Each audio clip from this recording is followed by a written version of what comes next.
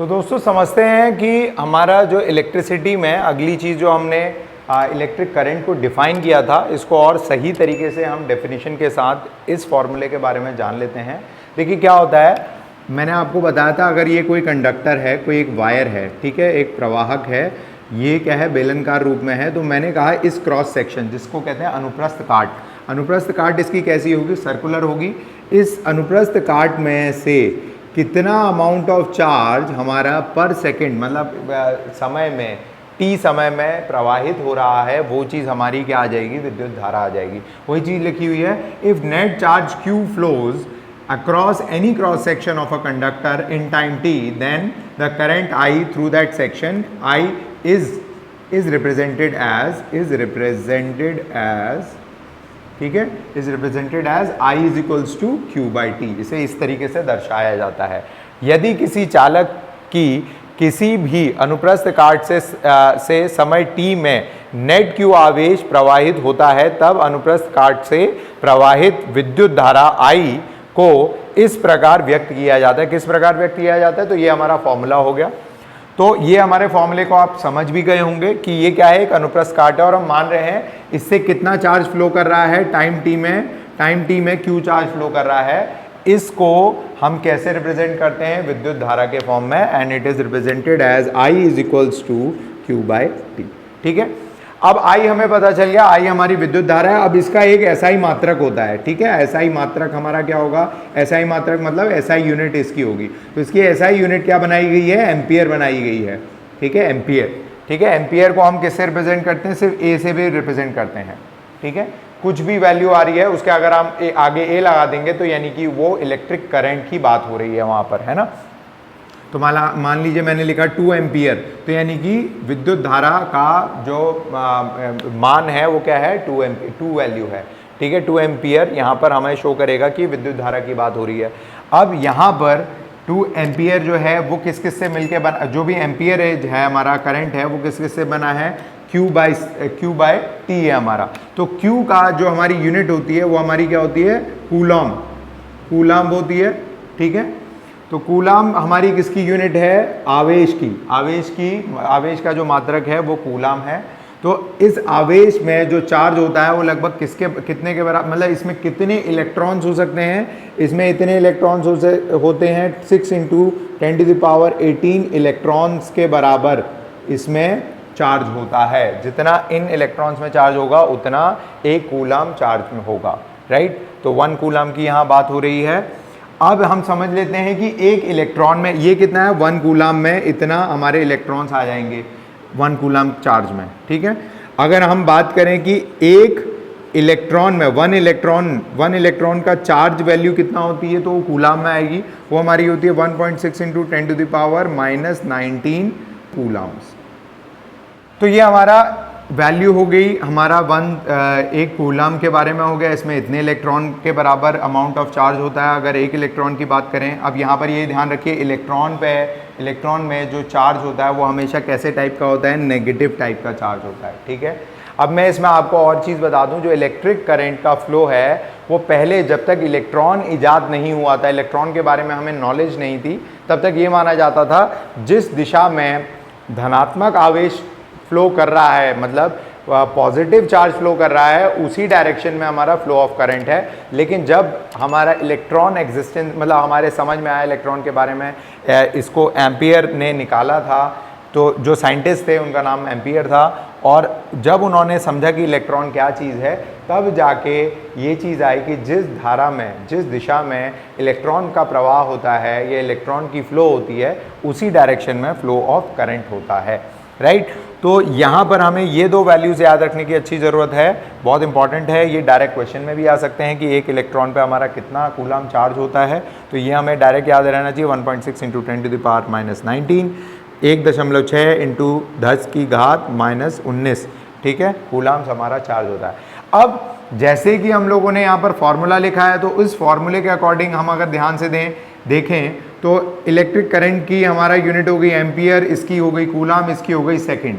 तो यहाँ पर हम लिख सकते हैं 1 एम्पियर विद्युत धारा, that is 1 ampere current is equal to 1 coulomb per second. 1 coulomb per second, या इसको मैं ऐसे भी लिख सकता हूँ 1 कूलाम पर सेकेंड। ठीक है, तो ये हमारा क्या हो गया कि अगर किसी प्रवाहक से, किसी कंडक्टर से 1 एम्पियर करंट उसमें बह रहा है, तो यानी कि उसमें पर किसी भी क्रॉस सेक्शन पे, उसके किसी भी अनुप्रस्थ काट पे कितना चार्ज बह रहा है, 1 कूलाम चार्ज प्रति सेकंड के दर से बह रहा है। ठीक है, हमने ये समझा था। ये क्या है, विद्युत धारा क्या है, हमारे आवेश के प्रवाह होने का दर होता है। ठीक है, तो आप लोगों को यहाँ तक समझ में आया होगा। चलते हैं अगले टॉपिक की तरफ। तो दोस्तों अगला टॉपिक हमारा है electric potential and potential difference, जिसको हिंदी में हम कहेंगे विद्युत विभव तथा विभवांतर। ठीक है, तो यहाँ पर आप लोगों को ये समझाने से पहले मैं आपको ये समझाना चाहूँगा कि बेसिकली कभी भी कोई भी धारा का प्रवाह होता है तो उसके पीछे उसकी एक ड्राइविंग फोर्स होती है। ड्राइविंग फोर्स मतलब कोई ऐसा बल जिस वजह से वो प्रवाह हो। ठीक है, बिना किसी बाहरी बल के ऐसा नहीं हो सकता, या बिना किसी कारण के कोई प्रवाह नहीं हो सकता। ये चीज़ हमने पहले भी समझी हुई है, तो यहाँ पर भी सेम चीज़ अप्लाई होगी। देखिए, कभी भी आप देखेंगे कि कोई भी चीज़ हायर लेवल से लोअर लेवल तक ट्रैवल करती है। जैसे कि अगर हम ऊष्मा की बात करें तो एक गर्म ताप वाली चीज़ से ठंडे ताप वाली चीज़ की तरफ जो ऊष्मा का प्रवाह होता है, यानी कि heat flows from hot body to the cold body, right. इसी तरीके से अगर आपने कभी पानी का प्रवाह भी देखा होगा तो गुरुत्वाकर्षण के बल के अंतर्गत जो पानी का प्रवाह होता है वो हमेशा हायर लेवल से लोअर लेवल की तरफ होता है, ऊंची जगहों से नीची जगहों की तरफ होता है। इसी तरीके से हमारे और भी तरीके के जितने प्रवाह है, जैसे हवा का जो प्रवाह है वो भी हायर प्रेशर जोन, मतलब जहाँ पर ज़्यादा दाब होता है और जहाँ कम दाब होता है, तो ज़्यादा दाब से कम दाब की तरफ हवा का प्रवाह होता है। इसी प्रकार अगर किसी विद्युत आवेश का प्रवाह होना होता है तो उसके लिए उसके विद्युत विभव या फिर विभवांतर का होना बहुत ज़रूरी है, पोटेंशियल डिफरेंस का होना बहुत ज़रूरी है। तो इलेक्ट्रिक पोटेंशियल एक तरीके से क्या है, इलेक्ट्रिक दबाव समझ लीजिए आप इसे। ये कैसा दबाव है, एक इलेक्ट्रिक दबाव है जहाँ पर इलेक्ट्रिक दबाव ज़्यादा होगा और एक तरफ इलेक्ट्रिक दबाव कम होगा। अगर कोई एक सर्किट की बात करूँ, ये कोई एक क्या है, कंडक्टर है, ठीक है। इसमें एक धारा का प्रवाह तभी होगा जब धारा का प्रवाह किस डायरेक्शन से किस डायरेक्शन में, अगर ये हायर पोटेंशियल पे होगा और ये लोअर पोटेंशियल पे होगा। जब यहाँ पर इलेक्ट्रिक दबाव ज़्यादा होगा, यहाँ कम होगा, तो धारा का प्रवाह हायर से लोअर की तरफ होगा।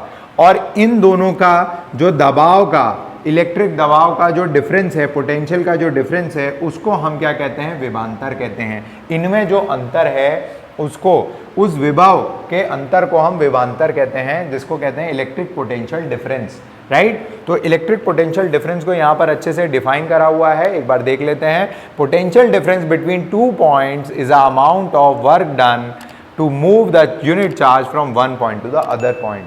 तो क्या है इलेक्ट्रिक पोटेंशियल डिफरेंस, क्या है, बिटवीन 2 पॉइंट्स, दो बिंदुओं के बीच में इलेक्ट्रिक पोटेंशियल डिफरेंस या विभवांतर क्या है, जो कार्य मेरे को इस चार्ज को यहाँ इस बिंदु से ये वाले बिंदु में ले जाने में करना पड़ा, उस कार्य को हम क्या कहते हैं, इस रेशियो को हम कहते हैं पोटेंशियल डिफरेंस, या फिर पोटेंशियल